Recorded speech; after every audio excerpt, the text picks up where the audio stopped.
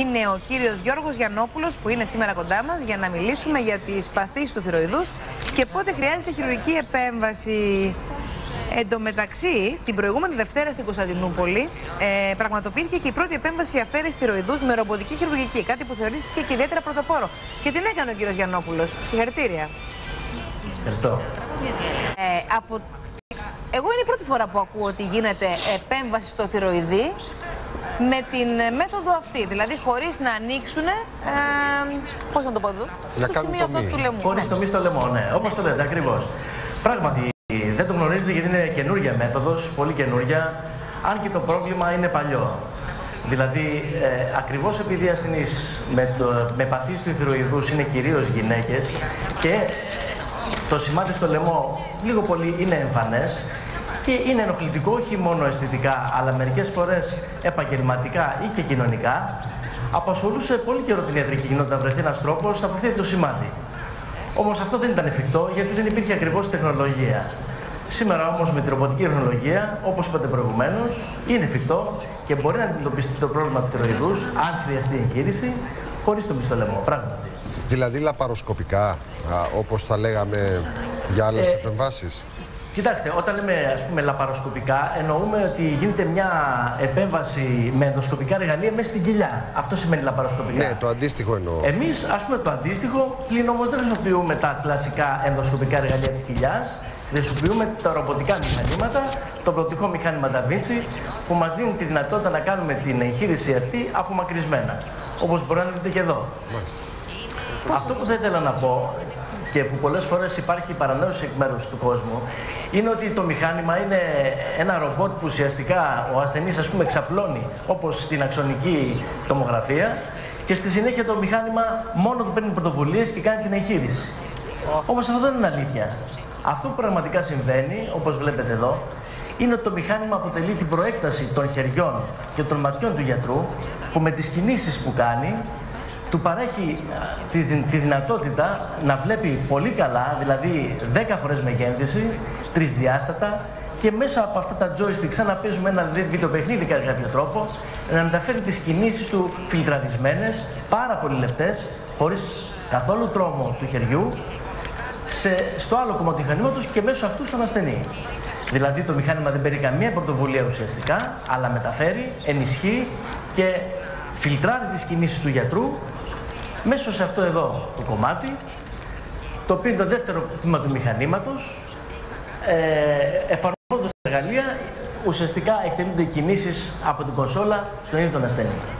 Αυτό τώρα το μηχάνημα που βοηθάει να γίνει, να πούμε μια και δεν το διαβάζουμε, μιλάμε για το πώς μπορείς να κάνεις επέμβαση πια στο θηροειδή χωρίς να μπει νηστέρι.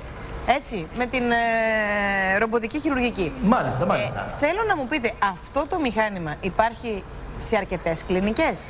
Ναι, αυτό που βλέπετε εδώ βέβαια είναι ένα τελευταίο μοντέλο. Υπάρχει βέβαια, ίσως όχι αυτό το τελευταίο μοντέλο και άλλα μοντέλα παλαιότερα, αλλά του ίδιου τύπου υπάρχουν και σε άλλες κλινικές κατεστημένα, πράγματι. Μάλιστα. Για πείτε μας τώρα λίγο, ο θηροειδής πρέπει να αφαιρείται? Αυτό το ερώτημα φαντάζομαι απασχολεί πολύ κόσμο και κυρίως πολλές γυναίκες. Από τις παθήσεις του θηροειδούς, όπως γνωρίζετε, ένα μέρος μόνο είναι εκείνο το οποίο τελικώς θα χρειαστεί εγχείρηση. Δηλαδή, από τις παθήσεις όλες, συνήθως η αντιμετώπιση είναι η παρακολούθηση ή η φαρμακευτική αγωγή που γίνεται από τον ενδοκρινολόγο. Σε ορισμένες όμως περιπτώσεις, πράγματι, η τελική λύση είναι το χειρουργείο. Και σε αυτή την περίπτωση θα μπορέσουμε κι εμείς, αν χρειαστεί, να προσφέρουμε τη δική μας εναλλακτική λύση. Ωραία. Ο θηροειδής τώρα, επειδή ξέρουμε ότι δεν είναι μόνο, δηλαδή ότι είναι κάτι το οποίο είναι κληρονομικό και το έχεις εκγενετής, μπορεί να σου παρουσιαστεί σε μια ηλικία α, 20 χρονών, 25, 30. Ναι, βεβαίως, καλά τα λέτε. Πώς ακριβώς επηρεάζει τον άνθρωπο, γιατί δεν είναι μόνο το θέμα του βάρους που άλλοι αδυνατίζουν ή άλλοι παχαίνουν. Σωστά, σωστά. Είναι πάρα πολλά πράγματα το θέμα, το κομμάτι του θηροειδή. Θέλετε να μας μιλήσετε λίγο γι' αυτά? Ναι, βεβαίως. Καταρχήν, ο θηροειδής αδένας είναι ένα μικρό συμπαγές όργανο που βρίσκεται στην πρόσθετη φάνη του τραχύλου, δηλαδή του λαιμού. Και παρότι είναι μικρό, είναι πάρα πολύ σημαντικό, όπως είπατε, γιατί είναι κεφαλαιόδου σημασία στη ρύθμιση του μεταβολισμού του σώματος. Σε πάρα πολλές λειτουργίες που ενέχονται στο μεταβολισμό.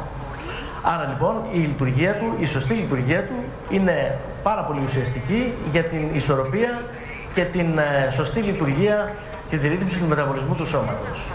Όπως είπαμε προηγουμένως, πολλές από αυτές τις παθήσεις δεν είναι χειρουργικές. Είναι δηλαδή παθήσεις που αντιμετωπίζονται συντηρητικά. Αν θέλετε όμως να μείνουμε σε 2-3 συχνές περιπτώσεις που μπορεί να χρειαστούν χειρουργείο. Η πιο συχνή περίπτωση που ακούει κανείς είναι η όζη. Δηλαδή, όταν λέμε για όζους στο θηροειδή, εννοούμε, ας το πούμε έτσι απλά, μικρές διωγγώσεις, εστιακές μικρές διωγγώσεις, είτε κυστικές είτε συμπαγείς, που μπορούν να βρίσκονται μέσα στο θηροειδή και σε πολλές περιπτώσεις ανακαλύπτονται τυχαία.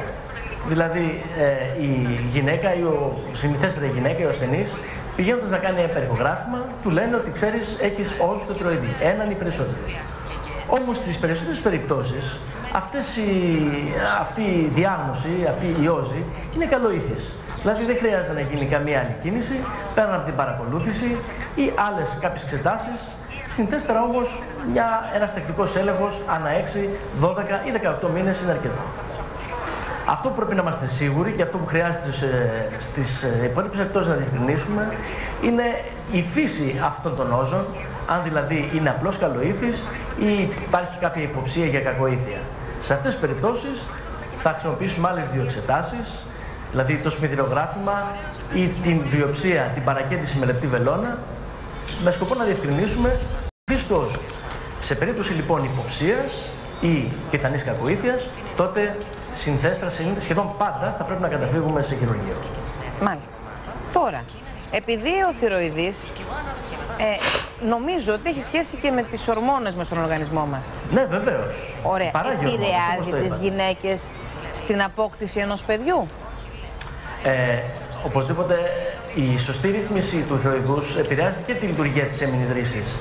Δηλαδή, εάν υποθέσουμε ότι ένας ασθενής έχει θηροειδέδενα που δεν λειτουργεί φυσικά, είναι πιθανόν να επηρεάζει την έμμηνη ρύση και εμέσως και τη γονιμότητα. Αλλά αυτό είναι ένας τομέας που κυρίως αφορά τους ενδοκρινολόγους και γιατρούς που θα ασχοληθούν με αυτή την περίπτωση και όχι με τη χειρουργική αποκατάσταση.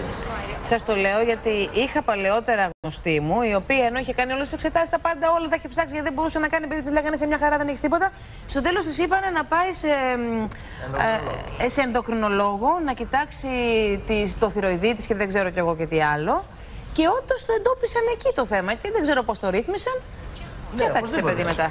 Δηλαδή, μέσα στα πράγματα που κανείς θα πρέπει να ψάξει, να βρει αν υπάρχει πρόβλημα στο θέμα της γονιμότητας, είναι και το θηροειδής.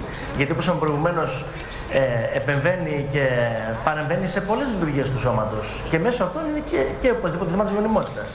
Αν δεν έχει κάποιος ασχοληθεί ιατρικά με το θηροειδή του, γιατί δεν έχει πρόβλημα με το βάρος του, ενδεχομένως δεν έχει εντοπιστεί, τι επίπτωση μπορεί να έχει αν το αφήσει και περάσουν τα χρόνια? Τι επίπτωση στον οργανισμό μπορεί να έχει αυτό, εκτός από αυτό που είπαμε για την γονιμότητα, ας πούμε? Κοιτάξτε, η συνηθέστερη περίπτωση είναι, το βάρος είναι μια περίπτωση που οπωσδήποτε είναι γνωστό γιατί αφορά και τις γυναίκες. Όμως οι διατραχές θηροειδούς δεν αφορούν μόνο τη λειτουργία του. Δηλαδή, πολλές φορές θα δει κάποιος ότι ο θηροειδής έχει μεγαλώσει, έχει κάποιο είδους δηλαδή βροχοκύλη. Φαίνεται δηλαδή αυτό που. Ναι, ακριβώς. Αυτό θέλω να πω όμως ότι οι διαταραχές δεν αφορούν μόνο το μέγεθος, δηλαδή το να είναι κάποιος θηροειδής διωγγωμένος, αφορούν τη λειτουργία του. Απαραίτητος όμως δεν συνδέεται το ένα με το άλλο. Δηλαδή, κάποια περίπτωση ένας ασθενής μπορεί να έχει ένα θηροειδή αδένα με κανονικό μέγεθος ή λίγο αυξημένο που δεν μπορεί να παρατηρήσει τη διαφορά. Εν τούτης όμως η λειτουργία του είναι επηρεασμένη, δηλαδή να είναι υπερβολική πέραν του κανονικού, δηλαδή να έχει υπερθηροειδισμό ή να είναι χαμηλότερο του κανονικού, οπότε να έχει υποθηροειδισμό.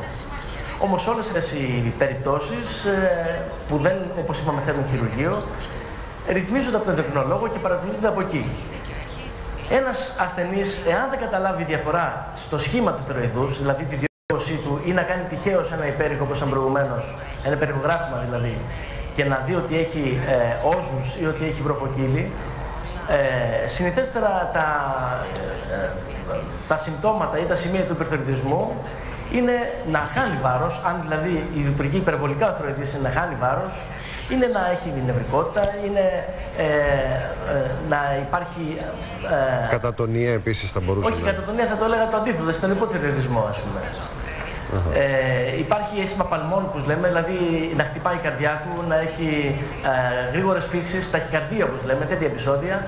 Τα νεύρα του τον επηρεάζουν, γιατί ακούμε ότι και τα νεύρα λίγο τους επηρεάζουν ή δημιουργούν μελαγχολίες ή ξέρω εγώ, δεν θέλω να πω καταθλίψεις, γιατί η καταθλίψη πια παίζει τόσο πολύ αυτό σαν όρο στην εποχή μας για διαφορετικούς λόγους. Ναι, ακριβώς. Πάει παντού. Έχουν τέτοια ψυχολογικά, δεν τους δημιουργεί μια αναστάτωση? Ναι, βεβαίως, οπωσδήποτε. Μέσα στα υπόλοιπα συστήματα που επηρεάζουν και η ψυχολογία. Γι' αυτό είπα και προηγουμένως ότι στον υπερθυροειδισμό ένα χαρακτηριστικό είναι και η νευρικότητα, ας πούμε. Ενώ αντιθέτως στον υποθυροειδισμό, ο άνθρωπος, ο ασθενής, είναι κατά κάποιο τρόπο νοθρός. Έχει το αντίθετο αποτέλεσμα. Δηλαδή έχει τάση να παίρνει βάρος χωρίς να τρώει όμως περισσότερο. Μια τελευταία ερώτηση, αν μου επιτρέψετε. Στην περίπτωση συντηρητικής αντιμετώπισης με αυτά τα χαπάκια τα οποία δίνουν για να ρυθμίσουν τη θυροξίνη. Γιατί έχω ακούσει πολύ συχνά λένε ότι πρέπει να βρει το σωστό, τον καλό ενδοκρινολόγο, διότι πρέπει να στο ρυθμίσει καλά. Δηλαδή δεν υπάρχει μια συγκεκριμένη εντός εισαγωγικών συνταγή. Πρέπει να το δει δηλαδή πολύ προσεκτικά για να βγάλει την απόφαση. Κοιτάξτε, αυτό είναι, όπως σας είπα και προηγουμένως, θέμα του ενδοκρινολόγου κυρίως και όχι χειρουργού σαν και εμένα. Αλλά οπωσδήποτε για να επιτύχουμε τη σωστή ρύθμιση, τη λεπτή αυτή ισορροπία δηλαδή, που κανονικά ο οργανισμός πρέπει να την έχει, αλλά που σε ένα ασθενή δεν υπάρχει, έχει χαθεί, θέλει την εμπειρία ώστε να ρυθμιστεί σε επίπεδο να μην είναι ούτε υπερβολικό ούτε λιγότερο από ό,τι πρέπει. Ώστε να υπάρχει ισορροπία και στον οργανισμό και στο μεταβολισμό.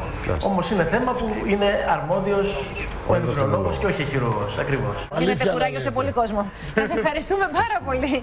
Να είστε καλά. Καλή σας μέρα. Αυτό που θα ήθελα να πω, αν μου επιτρέπετε, για το τέλος, είναι ότι πραγματικά η καινούργια αυτή τεχνολογία είναι μια νέα λύση για το θέμα της τομής στο λαιμό, που πραγματικά ο θυροειδής και το χειρουργείο του ίσως είναι το νούμερο ένα άγχος στις γυναίκες, δηλαδή τι θα γίνει με την τομή στο λαιμό και το σημάδι. Πραγματικά πιστεύω ότι σήμερα μπορούμε να προσφέρουμε μια εναλλακτική δυνατότητα αντιμετώπισης χειρουργικής θυροειδούς χωρίς πλέον το σημαδίου στο λαιμό. Σας ευχαριστούμε πάρα πολύ, κύριε Γιαννόπουλε. Καλή σας ημέρα. Γεια σας, Ευχαριστώ πολύ.